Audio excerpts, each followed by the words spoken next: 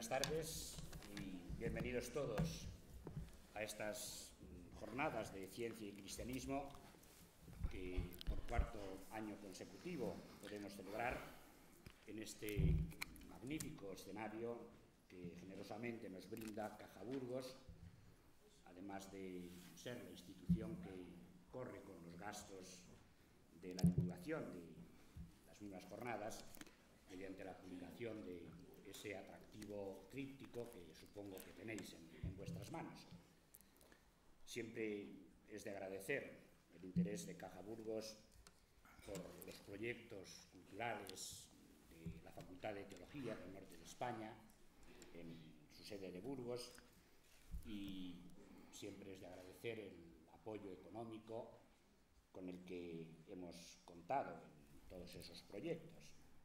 El agradecimiento se hace especialmente obligado en estos momentos difíciles por los que estamos pasando, no solo porque la crisis económica persiste, sino también porque Caja Burgos, igual que las demás cajas de nuestra ciudad, se ha visto envuelta en fusiones probablemente no deseadas por el temor de perder la autonomía con la que podían colaborar económicamente en estos proyectos de carácter cultural y de carácter social.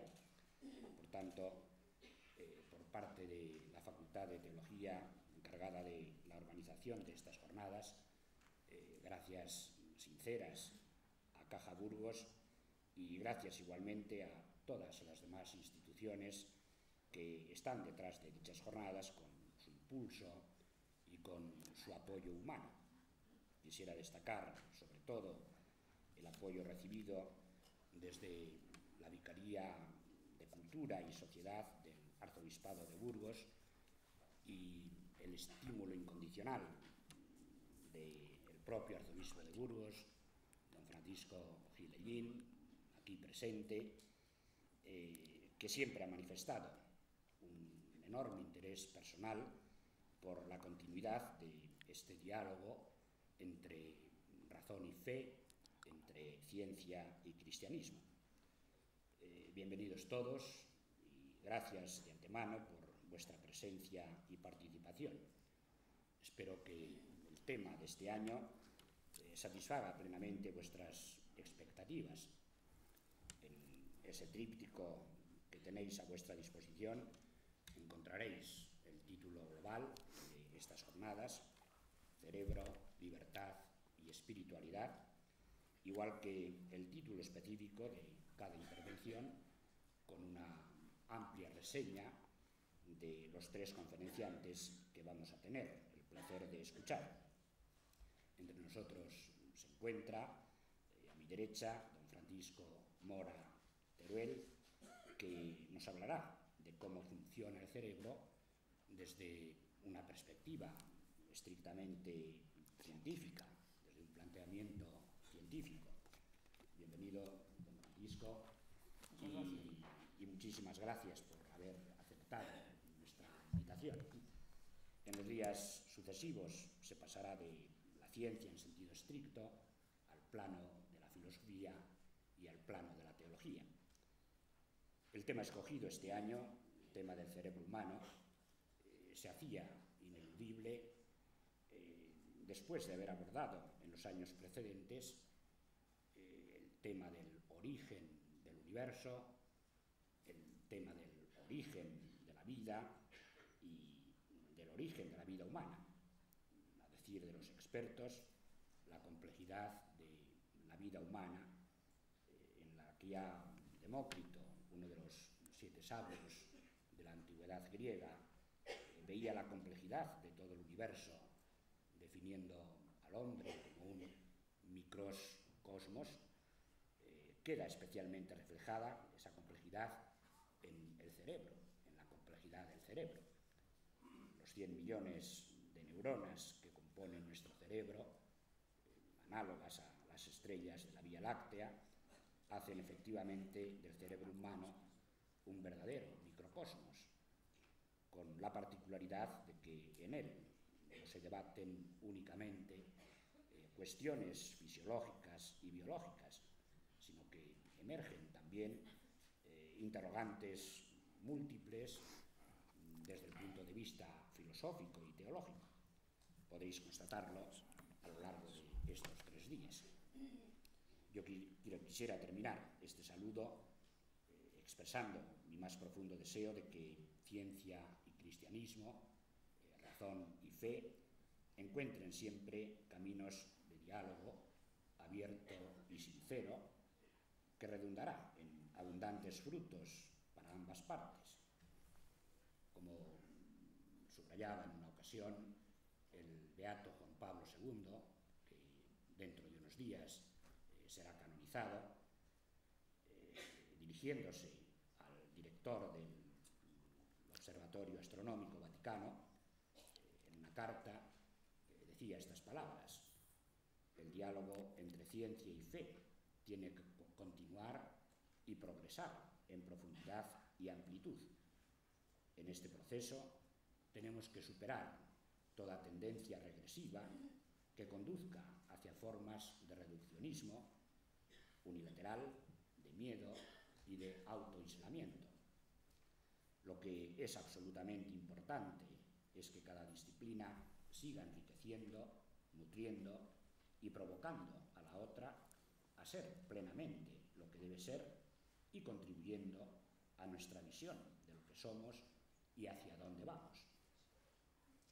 Es lo que ya Albert Einstein había expresado en una frase lapidaria, probablemente oída por todos ustedes en más de una ocasión: la ciencia sin la religión es coja, la religión sin la ciencia es ciega. Bienvenidos y muchas gracias a todos. A continuación tiene la palabra don Carlos Izquierdo Yusta, profesor de la Facultad de Teología, pero también delegado diocesano de Pastoral Universitaria y responsable de la Vicaría Episcopal de Cultura y Sociedad. Él nos presenta las jornadas en su conjunto e inmediatamente también al conferenciante de hoy. Muchas gracias, don Francisco. Muchas gracias también, don Francisco, por esta tarde. Bienvenido también, don Francisco, nuestro obispo. Después de las palabras de nuestro decano, procedemos a una presentación académica de estas cuartas jornadas Ciencia y Cristianismo, con el cerebro humano como tema central de las mismas. Abordamos ya el origen de la vida, el origen del cosmos, la relación entre creación y evolución. En estas jornadas nos centramos en el cerebro humano. Raro es el día que no nos topamos con una noticia relevante sobre este tema. Desde nuestro memorable Ramón y Cajal, el interés por el cerebro en la investigación española no ha dejado de crecer. Hoy lo percibimos como algo complejo, a la vez que sumamente simple. ¿Cómo puede suscitar tanto interés 1,5 kilogramos de materia con el consumo eléctrico de una bombilla? El cerebro y su complejidad lo encontramos como el elemento más evolucionado de toda la realidad que conocemos. Más aún, los cambios evolutivos se han producido en función del crecimiento y desarrollo del cerebro. Por eso en las jornadas de diálogo, ciencia y cristianismo no podíamos dilatarlo más. Con más motivo si nos asomamos a las grandes o a los grandes proyectos de investigación que se desarrollan ahora en Estados Unidos con nuestro compatriota Rafael Yuste o próximamente en Ginebra, en nuestra Europa. Al igual que sucediera con el genoma humano, sabemos que en los próximos años el cerebro va a ser especialmente estudiado. La pregunta que surge de inmediato es si se podrá algún día cartografiar o mapear, como dicen los ingleses, sus millones de conexiones neuronales. Si se llega o no, el tiempo lo dirá. Mientras tanto, queremos conocer cómo funciona realmente nuestro cerebro. ¿Por qué es tan difícil saber las causas de las enfermedades neuronales? ¿Por qué los medicamentos para las enfermedades mentales no curan? Pero el cerebro es más que fisiología y materia. El cerebro produce lo más maravilloso y genuino de nuestra especie, que es el pensar, el saber, el reflexionar. A partir de todas estas funciones que le atribuimos como ordenador central, el hombre siente, se cuestiona, se proyecta y se sabe relacional. No sabemos cómo sucede, pero así es nuestra especie y así nos distinguimos del resto. Por tanto, ¿nos ayudará la investigación sobre el cerebro a matizar o replantear cuestiones como la del sentido de la vida, la de la esperanza o la de la ética? Si un día supiéramos cómo funciona nuestro cerebro, ¿quedarían afectadas estas cuestiones? ¿Y en qué manera? ¿Y cómo afecta todo esto al hombre que se relaciona con un ser superior al que llamamos Dios? Ya habló hace muchos años Pedro Laín Entralgo de un Dios en el cerebro. ¿Cómo podemos interpretar esta frase hoy? ¿Cómo explicar el famoso capax Dei de los clásicos? Desde nuestros conocimientos sobre el cerebro, ¿se puede seguir hablando de un Dios universal? ¿Cómo deben encajar las diferentes religiones, las diferentes aportaciones de la neurociencia? A muchas de estas preguntas vamos a tratar de responder durante estos 3 días con el programa que os hemos preparado. Sin más dilación, paso a presentar al ponente de hoy, don Francisco Mora Teruel. Don Francisco Mora Teruel es doctor en Medicina por la Universidad de Granada y también doctor en Neurociencias por la Universidad de Oxford. Catedrático de Fisiología Humana por la Facultad de Medicina de la Universidad Complutense de Madrid y catedrático adscrito de Fisiología Molecular y Biofísica de la Facultad de Medicina de la Universidad de Iowa en Estados Unidos. Ha recibido premios y reconocimientos de prestigiosas instituciones nacionales y extranjeras, como tenéis recogido en el programa. Es autor de más de 400 trabajos y comunicaciones científicas en el campo de la neurología. Ha editado o escrito 63 libros y monografías. Yo destacaría 2 esta tarde. Cómo funciona el cerebro, que tiene ya por lo menos 5 o 6 ediciones. Y también otro muy cercano a nosotros. Se suele titular El Dios de cada uno, pero el subtítulo es ¿Por qué la neurociencia niega la existencia de un Dios universal? Interesante para estas jornadas y lo mencionaremos. El profesor Mora es expresidente de la Sociedad Española de Ciencias Fisiológicas y exdirector del Departamento de Fisiología Humana. Ha dictado más de 1000 conferencias en foros nacionales e internacionales. Ha recibido un Wolfson College Award de la Universidad de Oxford, de la cual es embajador y lo lleva muy bien en su PIN, y el premio Envejecimiento y Calidad de Vida de la Fundación Pfizer. Ha sido miembro del jurado de Ciencia y Tecnología de los Premios Príncipe de Asturias. Pero el profesor Mora también es un habitual de los medios de comunicación, tanto en la televisión como en la prensa o escrita o digital. Lo podemos leer en el Huffington Post. Es de elogiar su permanente interés por mostrar la utilidad de su investigación. De ahí su pasión por la divulgación científica. Atención a los últimos títulos de sus libritos: El científico curioso y El sueño de la inmortalidad. Vamos a comprobar que es un excelente comunicador y un apasionado por un problema actual como es la neuroeducación, de la cual espero que también nos haga alguna alusión en esta conferencia. Buenas tardes.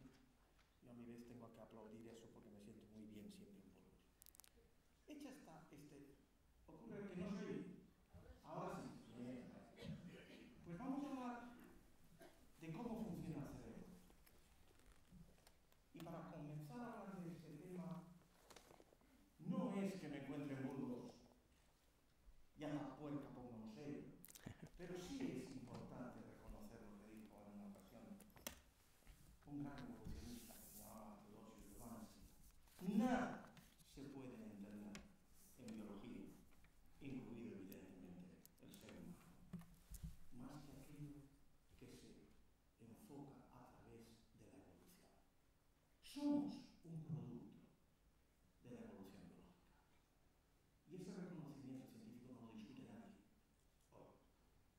basado en eso es en lo que he querido dar esa perspectiva, porque es muy relevante para entender cómo funciona el cerebro y los matices que eso tiene a lo largo de la exposición que voy a hacer.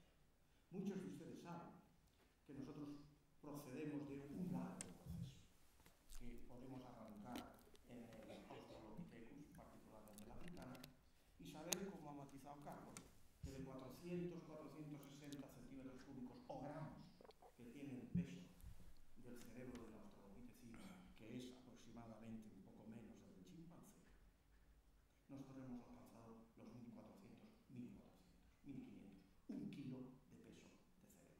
Y esto está hoy muy bien estudiado desde la neuropaleontología. Y podemos ver aquí que efectivamente a lo largo de esos 4 millones de años del australopithecino, pues poniendo juntos, pues eso, lo que son los géneros, las familias, tanto australopithecinos como del Homo, pues podemos ver que a partir de 2 millones de años algo ha sucedido, algo extraordinario, algo que de alguna manera hay mucha hipótesis y evidentemente muy poca evidencia, algo que no se puede demostrar. El cerebro comenzó a expandirse hasta llegar a lo que en esta desviación es el cerebro, el peso actual del cerebro humano comparado al del chimpancé, es decir, hasta alcanzar los 1.450, 1.500 gramos. El tema, por tanto, es que hemos desarrollado un cerebro tan enorme que es 7 veces, eso es a lo que refiere el coeficiente de encefalización, que refiere a 7 veces más cerebro que el que necesitamos o necesita cualquier mamífero para controlar su propio cuerpo. En la historia de los mamíferos, quiere decir 200 millones de años, la recopilación nos indica que para tener un cuerpo que se acompañe de un peso de 1.500 tiene que ser alrededor de 1 tonelada. Es decir, tendríamos que tener en ese orden evolutivo de los mamíferos 1 tonelada de peso de cerebro. Y eso evidentemente pues acompaña de las cualidades, no el peso como tal evidentemente, pero lo que sí voy a decir a continuación, porque el peso no es lo importante y trascendente en el proceso evolutivo.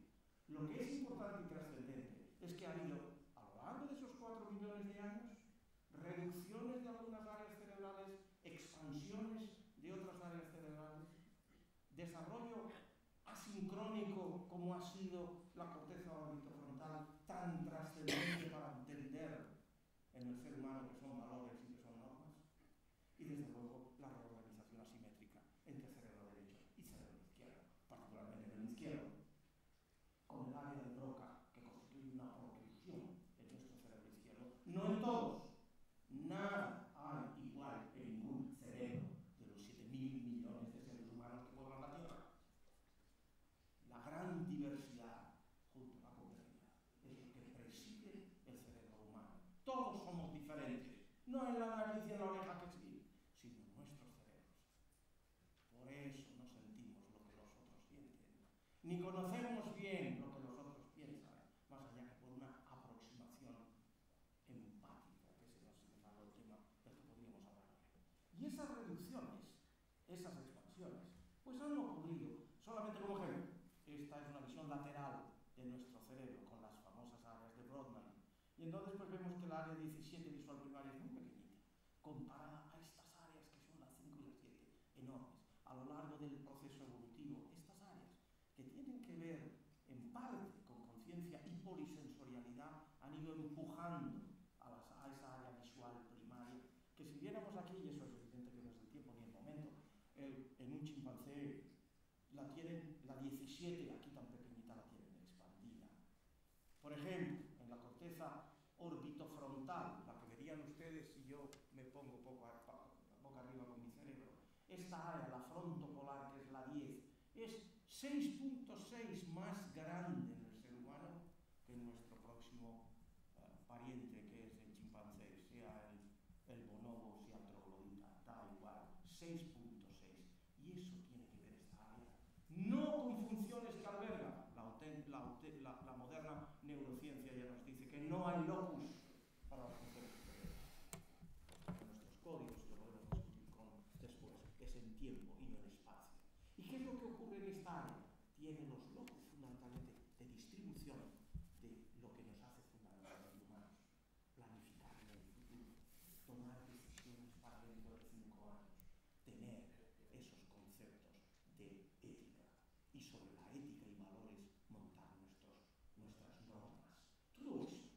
no lo puede hacer un chimpancé, lo hace el ser humano. En función a que tenemos un cerebro diferente. La estructura global desde hace más de 500 millones de años con los peces es muy similar en cuanto a médula espinal, tronco del encéfalo y encéfalo y telencéfalo, los peces inicial. Pero lo que es la redistribución, en nosotros somos únicos y diferentes del resto de todos los seres vivos. Pero no es eso solo lo que nos hace en su función diferente.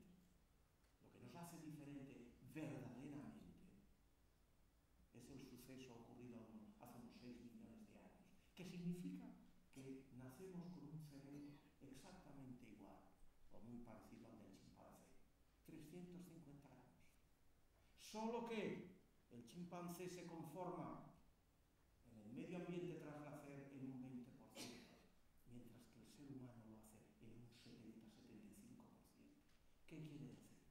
Que el ser humano lo que tiene y ya se ha producido en esto que yo llamo esquizofrenia evolutiva, porque rompió las leyes para hacerlas compatibles con la supervivencia, que significaba luchar, poder alcanzar alimento y correr. Para eso necesita una pelvis estrecha y por eso el canal pélvico se ha sostenido en esas dimensiones.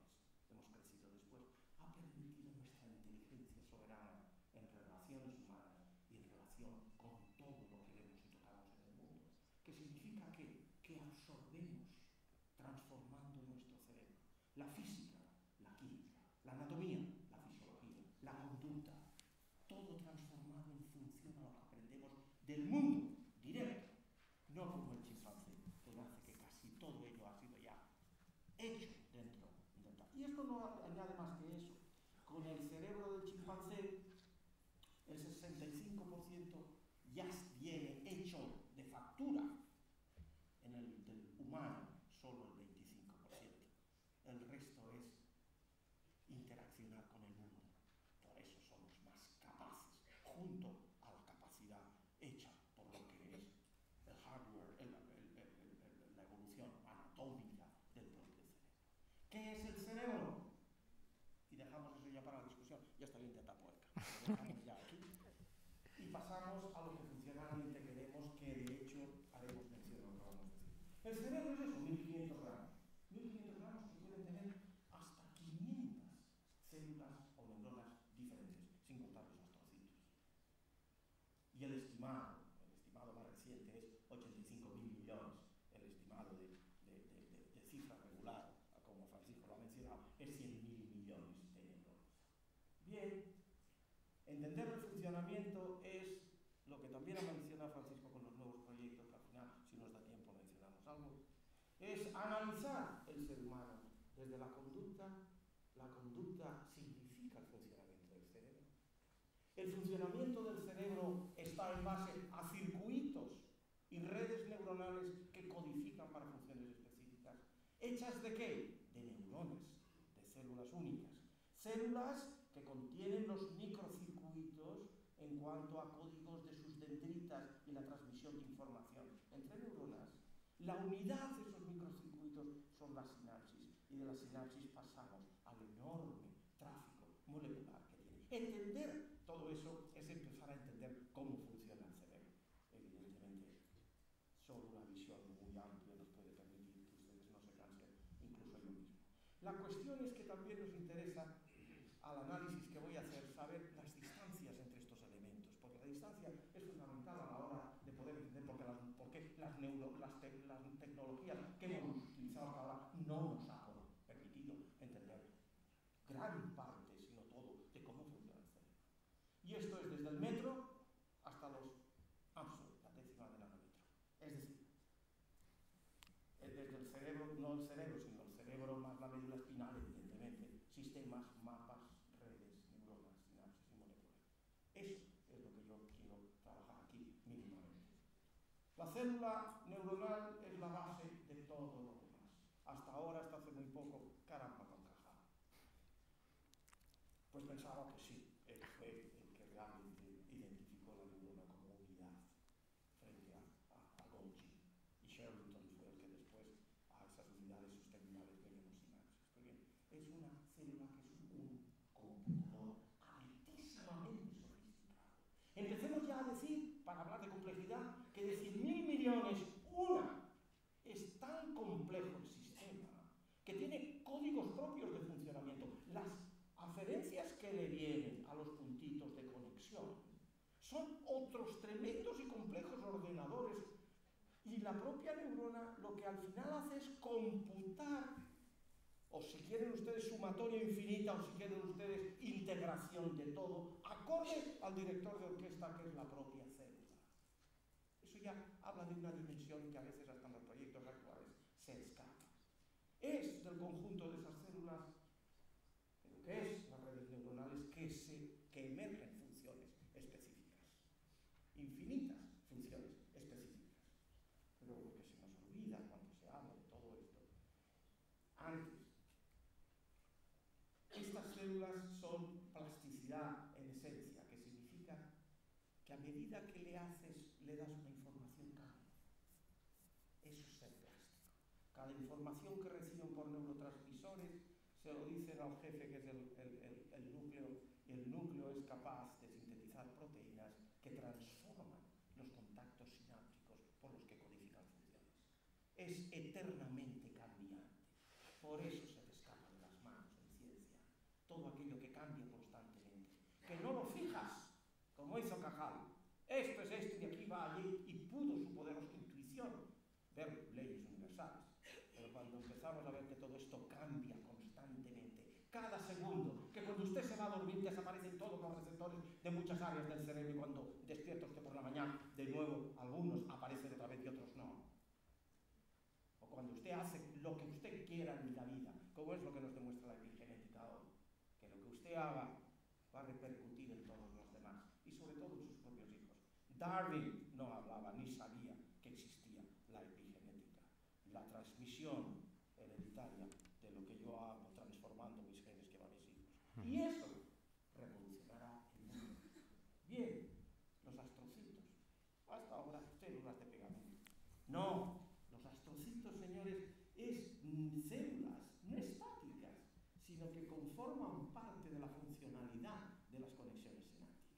Y eso es lo que hace que tengan un papel que parece o ha sido hasta ahora irrelevante, y es crucial para entender no la transmisión física de la pre a la fosinapsis, sino la transmisión húmeda a través del líquido extracélular. Solo apuntar eso. Nos quedamos pues a nivel de lo que es sinapsis, lo que es neurona, o si quieren ustedes moléculas y densidad energética. Subamos a mapas y sistemas. Y en mapas y sistemas pues tenemos lo que ustedes saben. Somos como un ordenador, diría mucha gente, incluso todavía profesores hoy, que llegan a la clase y dicen, bueno, el cerebro es como un ordenador. Bien, estar allí, evidentemente, te levantas así, no, si estás muy controlado y dices, ¿qué tontería dice usted? El cerebro no tiene nada que ver con un ordenador. Sí, utilizamos el símil del ordenador para decir, hay entradas sensoriales, procesamiento, y lo que sale en la pantalla.